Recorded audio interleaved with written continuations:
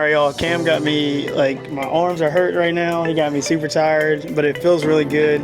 I think that's super important, right? So, Cam, I just had a few questions for you, right? Yeah. So, tell everybody who you are first, and then we'll get into the nitty-gritty, bro. What's up, guys? I'm Coach Cam, ISSA certified personal trainer and head coach over at Team STC. You can find it on my Facebook profile.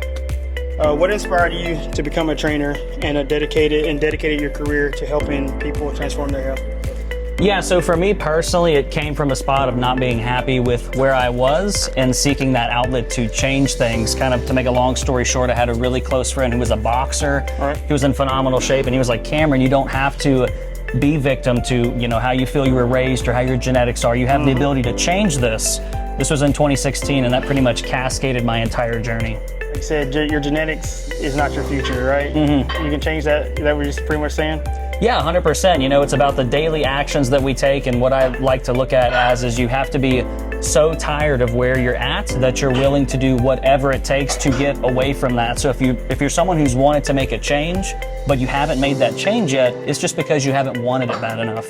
What are some of the biggest, most common myths people believe about weight loss or fitness, and what's the truth? What I would say, and this is something I thought of the other day leading up to this session, was that people will focus and obsess over the 10% while neglecting the 90%. It's a perfect example of you can't see the forest for the trees.